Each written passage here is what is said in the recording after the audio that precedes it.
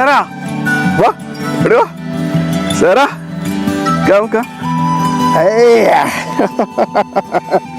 എവിടെയായിരുന്നു നീ? എവിടെയായിരുന്നു?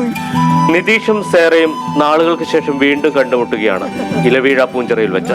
സേറ ആരാണെന്നല്ലേ, ഇലവീഴ പൂഞ്ചിറ എന്ന സിനിമയിൽ സ്ക്രീനിൽ ഇടയ്ക്കിടയ്ക്ക് വന്നു പോകുന്ന നായ്ക്കുട്ടികളിൽ ഒരാളാണ് സേറ. ഇടിമിന്നലേറ്റ് ചത്ത നായയുടെ കുഞ്ഞായിട്ടാണ് സേറ സ്ക്രീനിൽ പ്രത്യക്ഷപ്പെടുന്നത്. നിതീഷ് ഈ സിനിമയുടെ തിരക്കഥാകൃത്തുക്കളിൽ ഒരാളാണ്. ഞാനിവിടെ ഒരു 2017-18 കാലഘട്ടത്തിലാണ് ഇവിടെ റിപ്പീറ്ററിൽ ഗാർഡ് ഡ്യൂട്ടിക്കായിട്ട് വരുന്നത്. ആ സമയത്ത് ഇവിടെ ഒരു ഡോഗ് ഉണ്ടായിരുന്നു, ഒരു ഫീമെയിൽ ഡോഗായിരുന്നു. ആ ഫീമെയിൽ ഡോഗ് ഒരു ഹെവി ലൈറ്റ്നിങ് അടിച്ച് മരണപ്പെട്ടു പോയായിരുന്നു. അപ്പോൾ അതിൻ്റെ 2 കുഞ്ഞുങ്ങൾ ഇവിടെ ഉണ്ടായിരുന്നു. ആ കുഞ്ഞുങ്ങൾ പിന്നീട് അതിനെ കാണാതായി. അപ്പോൾ ഈ 3 ഡോഗുകളുടെ സാന്നിധ്യം എക്സ്പീരിയൻസ് ചെയ്തുകൊണ്ട് അത് സിനിമയിൽ നമ്മൾ ഇൻകോർപ്പറേറ്റ് ചെയ്തതാണ്. ഇതിലൊരു 2.5 മാസം ഷൂട്ട് കഴിഞ്ഞപ്പോഴത്തേക്കും ഞാൻ പറഞ്ഞു, ഒരു ഡോഗിനെ ഇവിടെ നിർത്തിയിട്ട് പോകും ഉണ്ണി. അതിനെന്താ സാർ ഇഷ്ടമുള്ളതിനെ എടുത്തോളാൻ പറഞ്ഞു. അങ്ങനെയാണ് ഞാൻ ഇവിടെ സെലക്ട് ചെയ്യുന്നത്.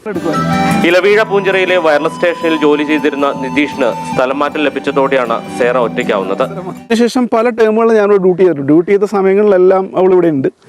അപ്പോഴത്തേക്ക് അവൾ മുകളിൽ നിന്ന് വയർലെസ് സ്റ്റേഷനിൽ നിന്ന് താഴോട്ട് ഇറങ്ങി വന്ന് ഇവിടുത്തെ 2 റിസോർട്ടുകളും ഒക്കെ ആയിട്ട് സഹകരിച്ച് അവിടുത്തെ ഫുഡ് കഴിക്കുക. അപ്പോൾ അങ്ങനെ മുകളിലും താഴേക്ക് ആയിട്ട് അവൾ ഇവിടെ ഉണ്ട്. അതിനിടയ്ക്കൂടെ ഒരു 4 തവണ അവൾ പ്രസവിക്കുകയൊക്കെ ചെയ്തു. സേറയും ആലക്കോട് സ്വദേശിയായ നിബി തോമസും തമ്മിൽ കണ്ടുമുട്ടുന്നതും ഇലവീഴ പൂഞ്ചിറയിൽ വെച്ചാണ്. 2 ദിവസം വീട്ടിൽ നിന്ന് നിബിക്ക് മാറി നിൽക്കേണ്ടി വന്നു.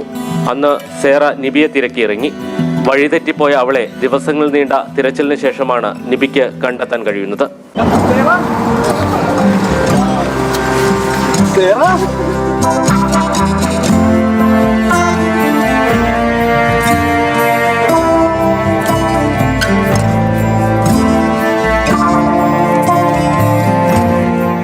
ഞാൻ അന്വേഷിക്കാത്ത സ്ഥലമില്ല, അന്വേഷിക്കാത്ത രീതിയില്ല. അതായത് കിലോമീറ്ററുകളും ശരിക്കും പറഞ്ഞാൽ വണ്ടി ഫസ്റ്റ് ഗിയറിലിട്ടിട്ട് ഗ്ലാസ്സൊക്കെ താത്തി വിൻഡോയൊക്കെ താത്തി ഒരു 4-5 സെക്കൻഡ് ഗ്യാപ്പിൽ ഇവളുടെ പേര് വിളിച്ച് ഓരോ ഡയറക്ഷനിലും അങ്ങനെ പോയി. സോ ഇവളെ എൻ്റെ ഒരു ഫ്രണ്ട് കണ്ടിട്ട് വിളിച്ചു. അപ്പം തന്നെ ഞാൻ അവിടെ ഓടിയെത്തി. ഇപ്പോൾ സേറ നിബിക്കൊപ്പം ആലക്കോടുള്ള വീട്ടിലാണ് കഴിയുന്നത്. നിതീഷിന് വീണ്ടും വയർലെസ് സ്റ്റേഷനിലേക്ക് മാറ്റം ലഭിച്ചിട്ടുണ്ട്.